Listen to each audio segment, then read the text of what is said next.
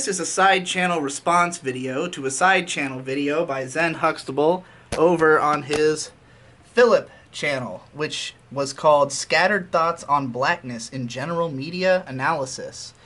It was an interesting little just kind of thought dump kind of video where he starts off by talking about this clip from a Big Joel video where he was responding to a Sargon of Akkad video in which Sargon had accused Big Joel of not having been served well by masculinity, essentially, which was a very bizarre comment to make about a guy who looks completely like a regular guy who I imagine would have no trouble getting girls.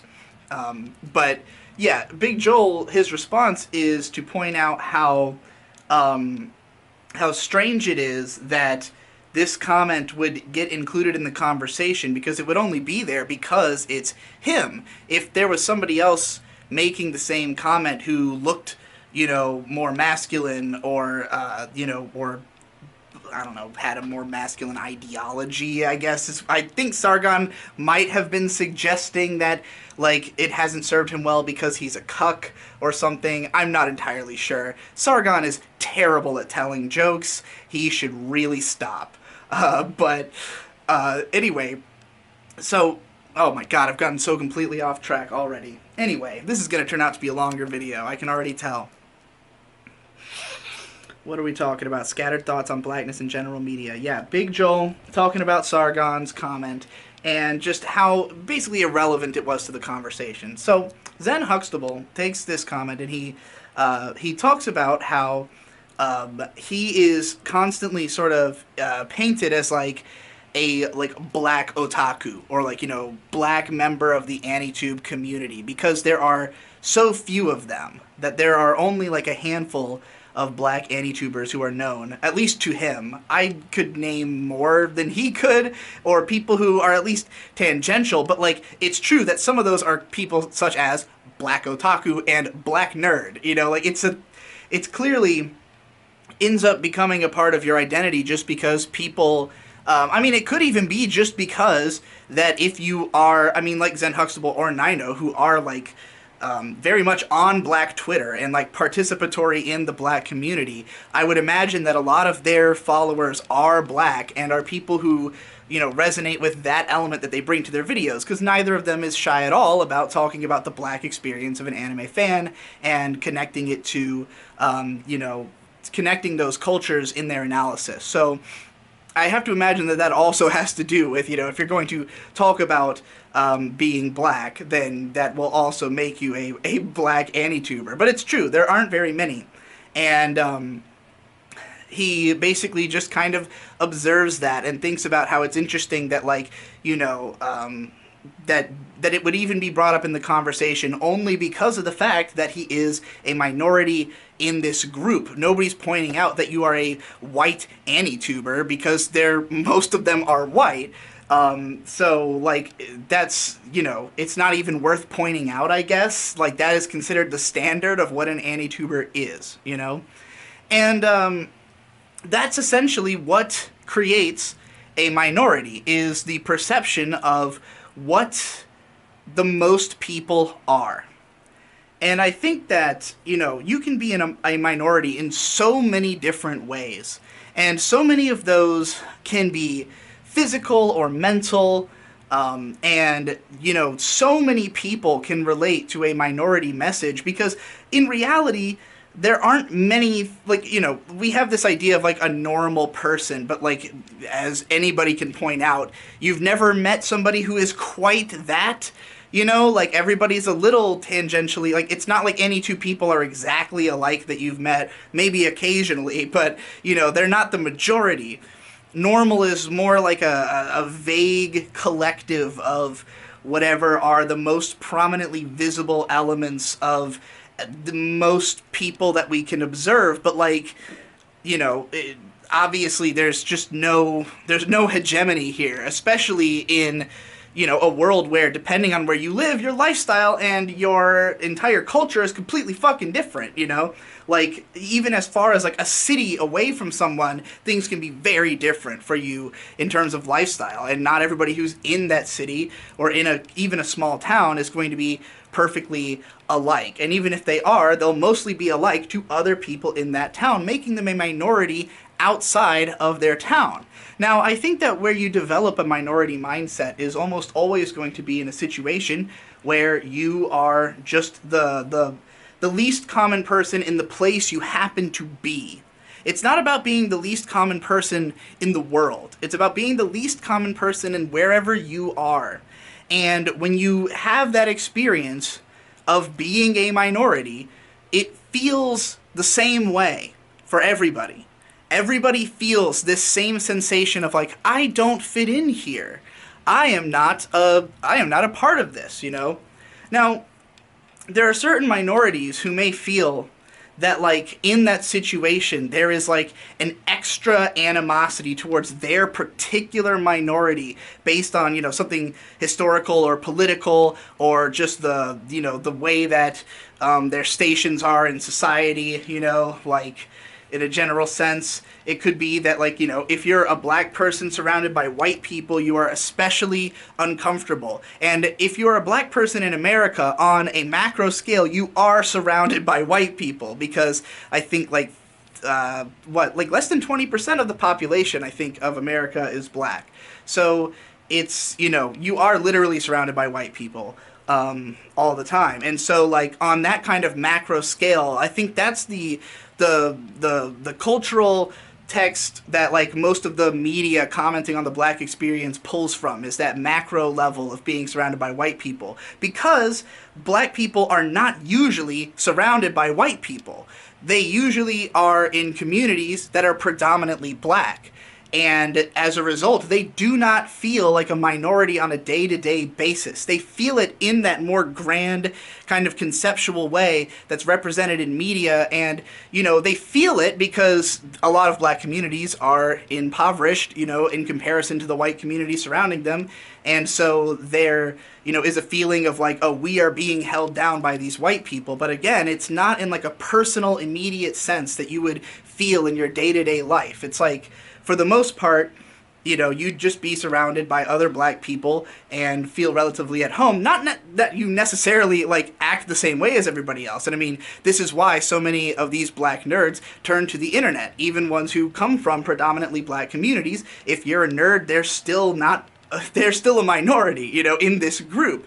So I think that, you know, some of those people, they might go on to the internet to, you know, explore this culture, but I think the black community has found a solidarity in trying to stick together and kind of hone a central narrative for themselves. There's a lot of stuff that is, like, politically sort of expected of you if you are going to participate in the conversation in the black community.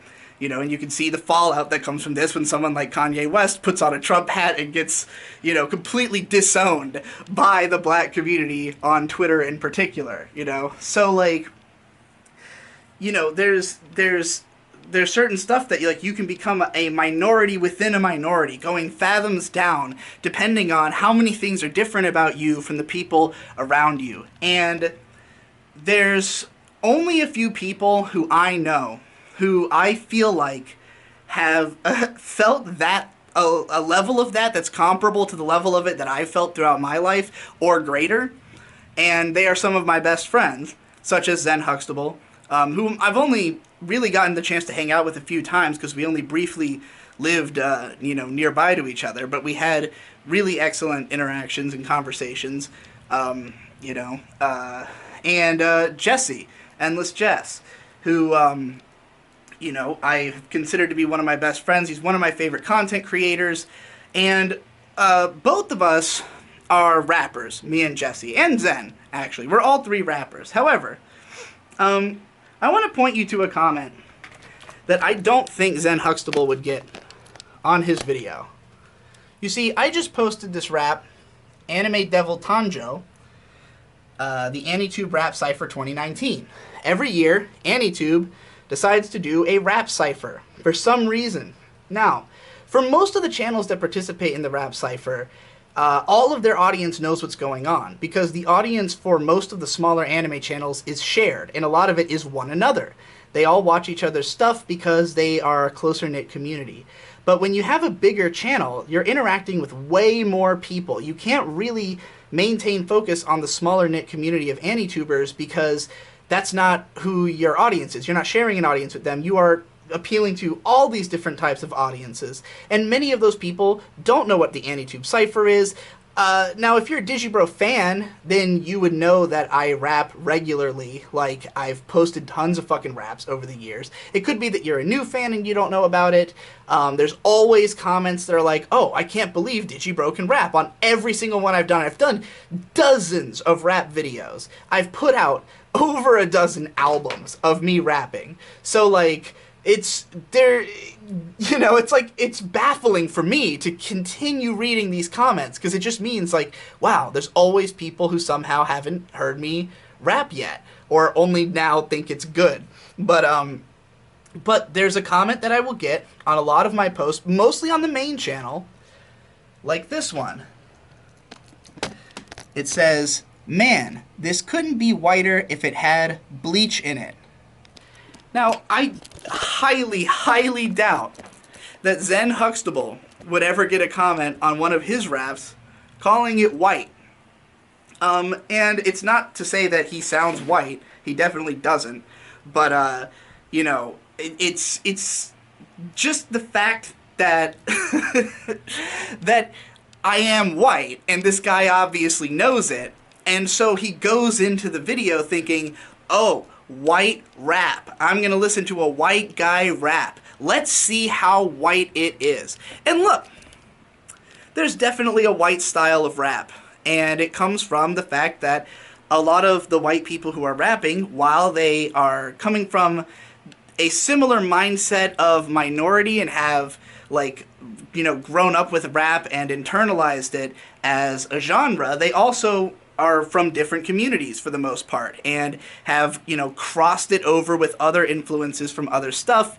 White people listen to a lot of rock music, especially young white people, and people who would be into hip-hop, because they have similar kind of energy, Rock music is kind of minority music for white people, particularly hard rock or metal music.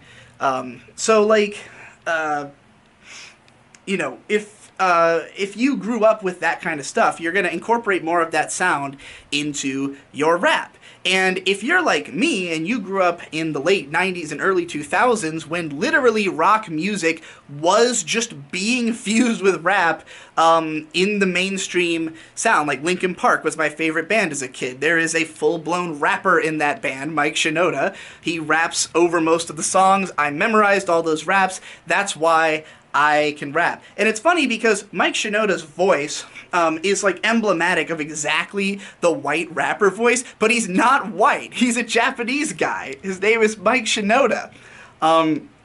So, I don't know, he might be half white or half Japanese. I have no fucking idea. I don't know where he was raised. I just know that he's not a white guy. He does not look like a white guy, So, it's just really funny to think that, like, yeah, I sound like Linkin Park, because that's what I grew up with.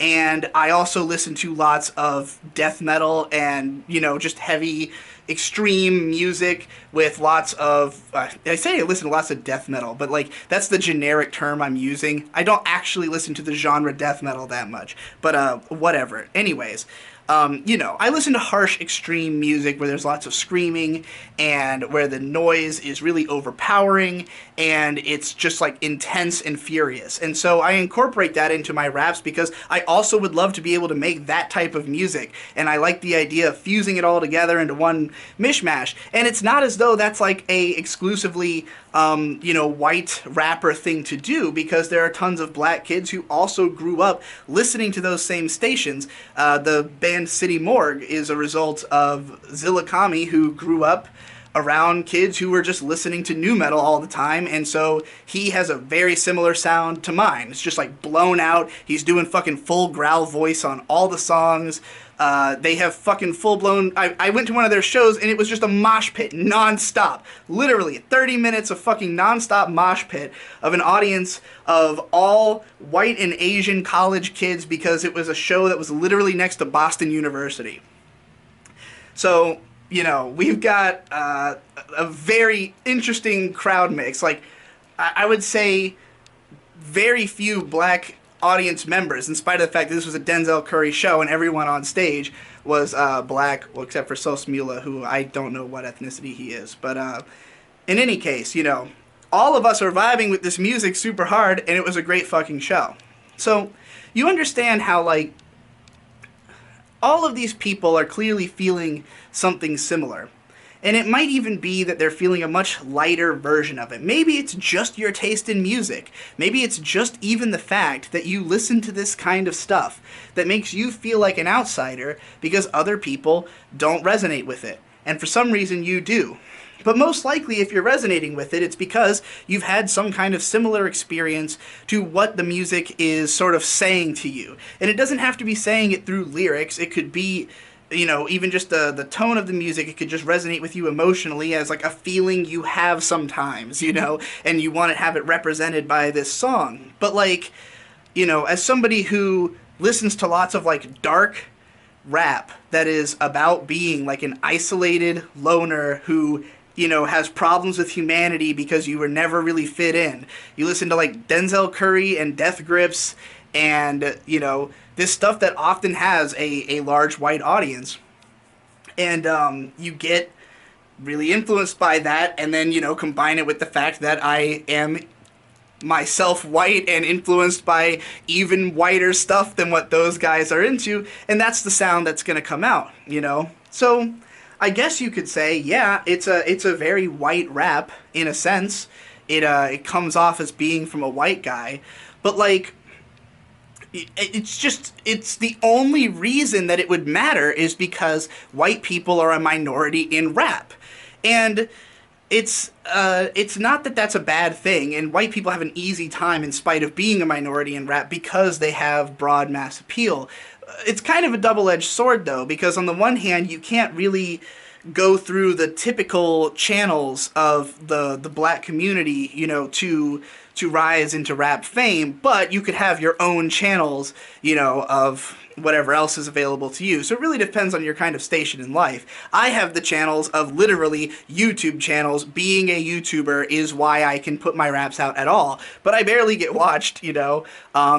You could blame my literal rapping skill or technical ability in production or the fact that I don't really try to have mass appeal in any way, but like, nonetheless, my raps have not taken off, you know. I'm not blaming the fact that I'm white, but like, it's just interesting to me that, like, if rappers were mostly white, then you would never get a comment like this, because it's mostly that, yeah, of course it's a white rap. That would be what is normal in rap, you know?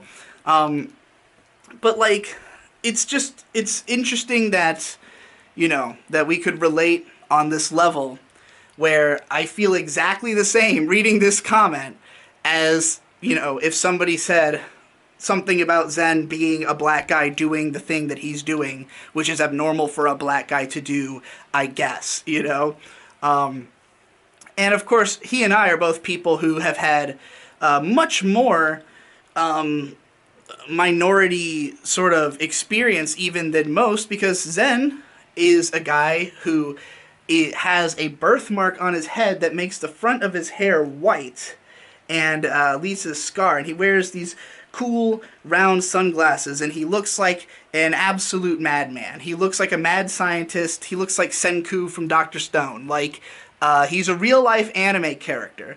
So there's already something that, you know, just on an appearance level is always going to set him apart and make him a different element to what most people experience. And for me, growing up, it was the fact that I had long hair for most of my childhood, and it was just like, it's weird that it was even so uncommon, because like, it seems like long hair is way more common now, and if you go to somewhere like California, it wouldn't be even shrugged at, but like just the schools I grew up at, I was the only kid with long hair, and I was also, extremely socially awkward and had no idea how to talk to people because of the fact that I was always on this kind of back foot of not being like, being the odd man out and never really getting to experience how to communicate and learn to communicate with those people, to become a part of that inside group, especially because I moved constantly. So like, so perpetual new kid as well, and like I was like the smallest and the frailest and the girliest, and it's like, again, you have this compound where eventually it becomes that you're the only one of your kind, where there's nobody, there's nobody on the internet who more than slightly reminds you of Digibro, and his overall content output, except for maybe Zen Huxtable and Endless Jess, and like, that's because that's the level all of us are at. And Jesse, is also a rapper. He and I do tons of collaborations together. And, he talks about his experience facing police brutality. Because he was a long-haired guy who looked like a stoner, I guess, even though he never did any drugs, and he was totally fucking, didn't commit any crimes, but he would just get harassed by police just walking through his town. Just fucking stopped, thrown against the hood of a car for no reason, just because he looked like a dodgy teenager, and they fuck around with kids like that, and because the police are fucking a disgrace. But he also has raps about, just like the difficulty in his life living in a situation where he's never had a good financial situation, and his home life is difficult. And those are the kind of experiences that they don't really matter your race. It's about your your financial stature more than anything. It's about the poor experience, which is common to rap because a lot of black people are impoverished, but a lot of white people are too, and they relate to those same themes, which is why someone like Eminem got into rap in the first place, and Jesse could connect with somebody like him growing up, and bands like ICP and all that kind of shit that he listened to as a kid, and that's why his rap sounds the way that it does, but like, we fit together because we both are talking about this same general experience of, that constant feeling of unbelonging, of never having found a community where people were similar enough to you that you were accepted. And it didn't matter what your race was, it was about not just elements of your physical appearance, but the way that you talk, the things you care about, the places you come from, just people, not giving you a chance, and you not really figuring out how to take the chances yourself, never really understanding what you needed to do to, to bridge these gaps, and then reaching a point where, because of the fact that you've been on the outside looking in all this time, you notice all these things that nobody else is noticing. You explore things from this outsider perspective, and you start to see the chinks in the systems and the mentalities of people, and then suddenly you really can't stand people anymore. Like, you don't want to be friends with that in crowd because you see what they've done to you. If this is what it means to be normal, why would I want to be normal, And so you start to look for other people who think the way that you do and compare the different lenses that you've looked at society through as somebody who sort of escaped the system and is observing it, like outside of the matrix. And that's how you get a bunch of fucking crazy cult leaders on the internet with their own discords.